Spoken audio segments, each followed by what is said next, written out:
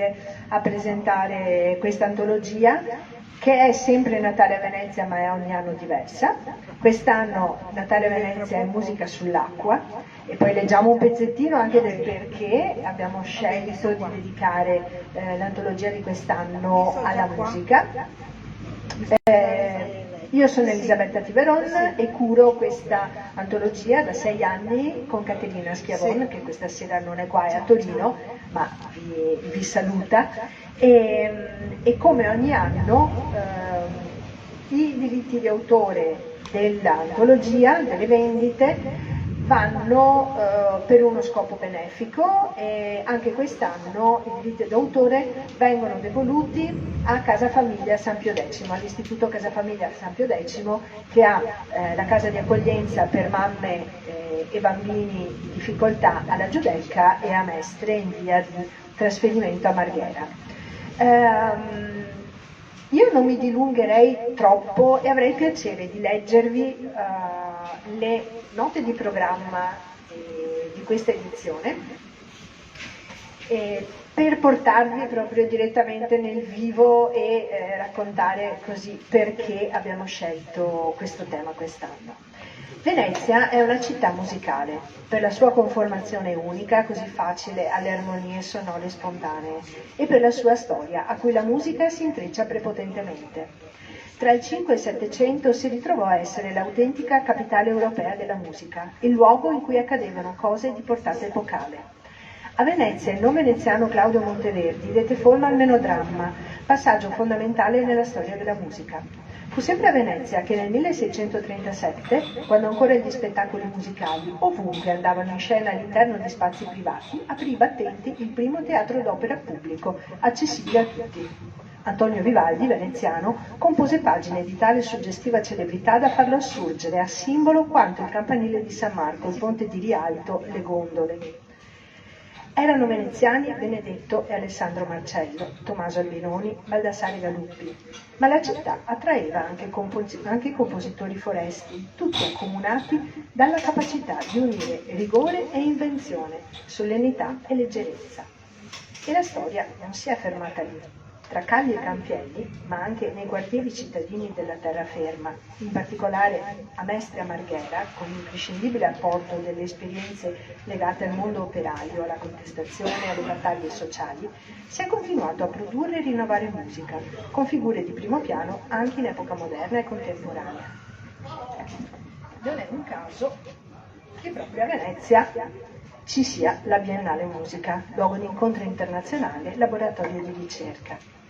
Senza dimenticare quanto la musica a Venezia sia stata nel tempo un elemento di accompagnamento della vita quotidiana. Prova ne è la notorietà di cui ancora oggi gode la musica popolare, tra canzoni antiche e canti composti in tempi più recenti. E a proposito di messaggio sociale, come non pensare al Gran Teatro La Fenice, una tra le realtà culturali più rappresentative? La musica parla di Venezia quanto e più delle sue immagini da cartolina e permette alle autrici e agli autori di questa antologia di muoversi liberi, creativi, curiosi. Natale in queste pagine è atmosfera, suggestione, ricordo, invenzione.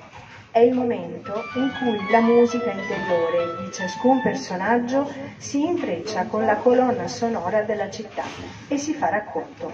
A voi che ci leggete non resta che seguirci pagina dopo pagina, nota dopo nota. Qui ci sono 16 racconti che, come avete sentito, entrano da una parte ambientando nel momento natalizio, quindi entrano nel vivo delle feste natalizie a Venezia e ci entrano attraverso un elemento che ha sempre contraddistinto la storia della città, perché è proprio essenza della città la musica. E con Caterina abbiamo avuto proprio il piacere, prima di iniziare poi la carrellata di racconti, di ricordare, di fare un piccolo ripasso di quanto importante Venezia sia stata nella storia della musica da molti secoli a questa parte. E l'intreccio della musica e del Natale a Venezia ha dato vita a racconti davvero emozionanti. Devo dire che quest'anno alcuni racconti sono particolarmente emozionanti. Allora, io con me stasera ho due tra gli autori, Filippa Patti e Claudio Ellero. Prima di dare il microfono a loro e magari mi farebbe piacere che leggessero qualcosa dei loro racconti, leggo i nomi di tutti gli autori e le autrici che quest'anno hanno contribuito. Isabella Albano, Filippa Patti, Elisabetta Baldiserotto, Gianluigi Bodi, Gabriella Bosmin, Lorenzo Bottazzo, Diana Chiarin, Claudio Ellero, Michela Fregona, Milla Patrizia Licciardo, Daniela Rossi, Mauro Rugger, Caterina Schiavon, Ilaria Serra, Francesco Zanolla e la sottoscritta. Io lascerei intanto chi dei due ha voglia di leggere un pezzettino del suo racconto? Lo leggo io per te? Ok. Non leggerò perché l'ho scritto in francese, Elisabetta l'ha tradotto, e mi dà fastidio di leggere la traduzione del mio racconto, perché leggerò male. Senza fare lo spoiler dirò solo che la storia di una parigina fredda e antipatica, quindi una parigina, che si cerca un marito. Allora, cosa c'entra con Venezia, Natale, la musica? Leggetelo. Allora, sì, leggetelo, però io leggo un pezzettino di quando lei arriva a Venezia, visto che siamo a Venezia, insomma il racconto inizia a Parigi, però poi la storia entra nel vivo a Venezia.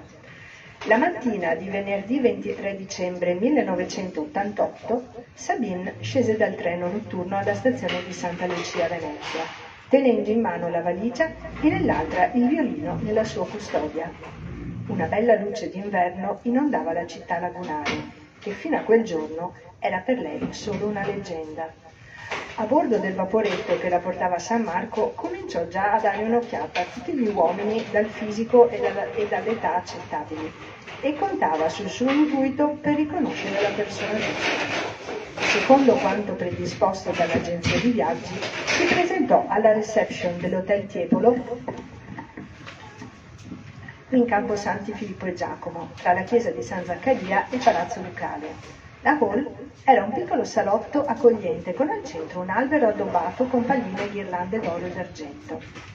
Il ragazzo al desk le segnalò in un francese corretto che aveva quasi rischiato di essere l'unica cliente, ma una coppia di francesi di un posto in Francia, più precisamente, si era annunciata per la sera. Ma Sabine intendeva evitarli, non aveva fatto tutti quei chilometri per fare amicizia con dei connazionali. Depositò valigia e violino in una camera conforme allo spirito della casa, ovvero una camera che le tendeva le braccia per farle una coccola, come se fosse la nipote o la cugina attesa per le feste. Naturalmente, leggendo il racconto, scoprirete come mai Sabine non è a Parigi, ma è a Venezia, come mai già in vaporetto scruta tutti gli uomini all'interno di una certa fascia di età cercando quello giusto e che cosa succederà a partire proprio da questo albergo. Passo la parola a Claudio.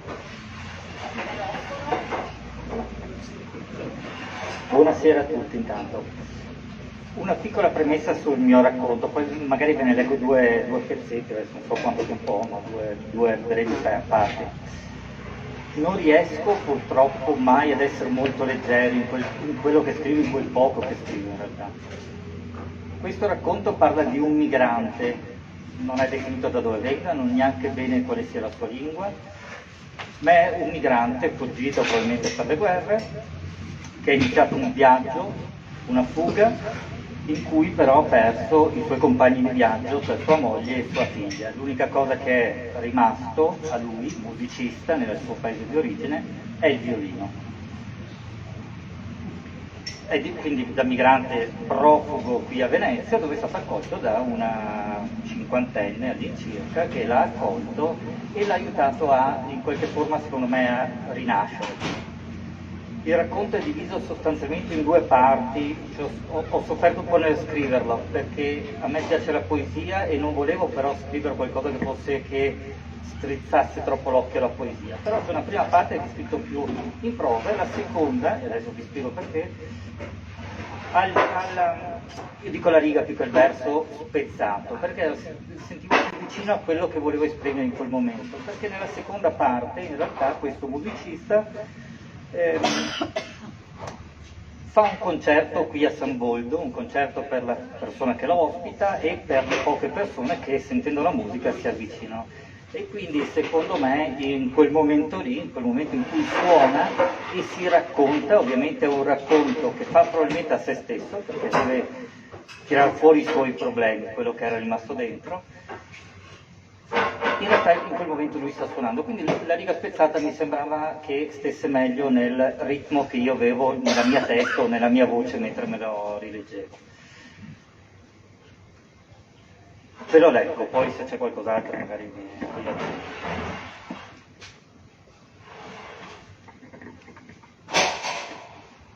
Ero un musicista nel mio paese, prima che tutto si facesse macerie, morte, urla e fame, prima che la polvere si facesse ovunque come il terrore, prima che gli occhi si riempissero di terra e di pianto, per poi svuotarsi di tutto e non riempirsi mai più, prima che io prendessi per mano mia moglie e mia figlia, una borsa di speranze e il violino, prima che iniziasse il viaggio, un viaggio verso dove non sapevo, e non so ancora bene se sarà questo l'ultimo porto. Forse un giorno troverò il coraggio di tornare indietro, alla mia terra madre, a quel che ne è rimasto, o forse solamente al tempo che è stato.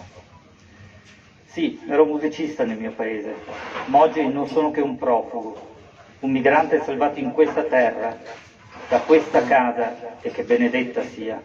Tra i tanti, un migrante fortunato, così mi dicono e forse è vero, eppure non so dirmi fortunato in questo mio non essere più chi ero. Adesso vi leggo una parte che è invece del momento in cui lui fa questo concerto e quindi tira fuori le sue cose. Mi hanno chiesto che lingua io parlassi, ma la lingua del mio paese è una delle tante, e la voce del mio paese è una delle tante, dimenticate, inascoltate. Io non ho più desiderio di esprimermi con lingue usate nelle guerre, le stesse lingue usate da tiranni e mistificatori, chiamatela stanchezza o chiamatela protesta, o forse solamente sopravvivenza. Ma l'unico esperanto che io riconosco, o lingua delle catacombe, che non conosce geografie di terre, passa per 12 note e infinite frasi, vibrazioni e voci senza inganno, come quelle che vi porto ora, con le quali vi dico tutto ciò nel confessare chi io sono. E finisco soltanto con una cosa. Nella mia immaginazione questo musicista ha fatto un adattamento dell'Inno alla gioia, in realtà preso dalla nona sinfonia di Beethoven, no? E l'Inno alla gioia in realtà è stato l'Inno alla gioia europeo, adesso vi leggo questo che ho messo nella nota del testo, è estratto da lì. Il quarto movimento della sinfonia numero 9, nella sua sola componente strumentale, è diventato inno ufficiale nell'Unione Europea nel 1985. La scelta di non portare il testo nell'inno europeo deriva dalla volontà di evitare preferenze linguistiche e divisive, lasciando che sia la musica a parlare, superando quindi ogni barriera linguistica. Perché ho voluto leggerlo? Perché a parte che sono molto legato all'Inno alla gioia, per il fatto che nel racconto questo personaggio non vuole neanche parlare nella sua lingua, impara magari la lingua italiana ma non gli interessa, lui riconosce come lingua soltanto la musica perché è l'unica musica realmente universale. E per chiudere mi viene da dire che forse, e io non sto facendo un discorso politico nel senso di destra e sinistra, non mi interessa proprio niente, io dico solo che se chi ci governa forse conoscesse un po' di più di musica e di arte in generale, forse riuscirebbe anche a gestirci un po' meglio.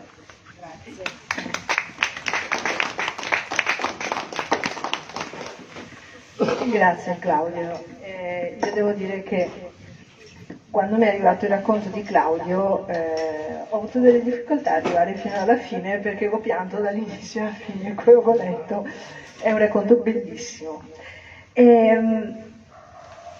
Mi fa piacere leggervi anche, se non vi annoio, un pezzettino del racconto che noi abbiamo inserito come overture, perché visto che il tema di quest'anno è la musica, ci siamo dette, ma potremmo strutturare tutta l'antologia in maniera musicale, e quindi l'antologia si apre con delle note di programma al posto dell'introduzione, con un'ouverture, con dei movimenti, e si chiude con un finale.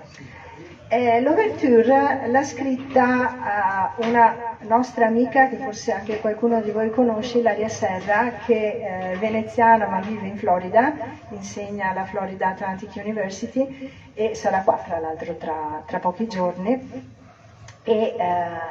ed è un'appassionata di canto e di cori. Lei canta in vari cori sia negli Stati Uniti che quando viene a Venezia qui, e quindi ha scritto un racconto in cui ripercorre un po' la storia della musica popolare a Venezia, ma lo fa attraverso la sua esperienza così di partecipante a un coro amatoriale. E il suo racconto si intitola Miracolo a dicembre. Uscivano da casa alle 8 di sera, senza curarsi del vento tagliente che sversava le calli. Francesca dalla lunga treccia chiudeva il negozio di arcobaleni in legno. Gabriella scendeva lentamente le scale della vecchia casa con 3 finestre sulla calle, passando le dita artritiche sul corrimano.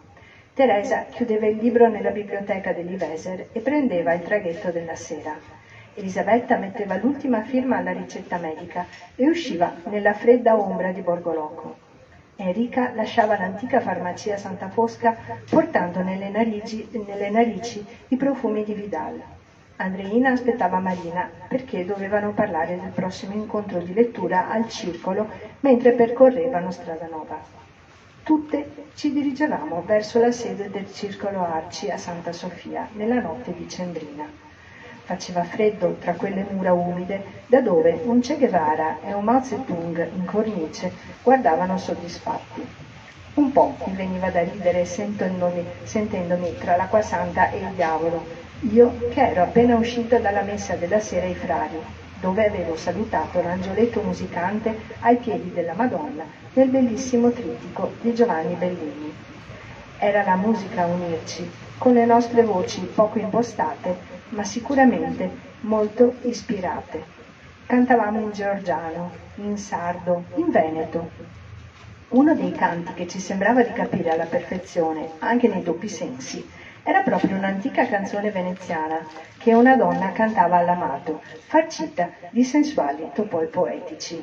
E non vado avanti perché vi lascio scoprire poi di che canto si tratta e di quali canti e di quale tradizioni canore Ilaria racconta, tra l'altro da studiosa e quindi insomma oltre che da appassionata.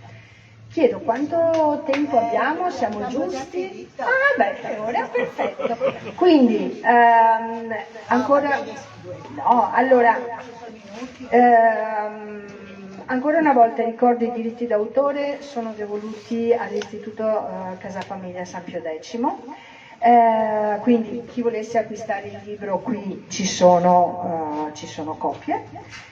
Noi faremo altre presentazioni in giro, poi se magari conoscete qualcuno che non è riuscito a partecipare questa sera, ci sarà una presentazione del libro giovedì alla libreria Coop a Mestre in piazza Ferretto e venerdì 19 alla Corte delle Impidaresse dalla Luisa e anche con così con un brindisi natalizio tra amici.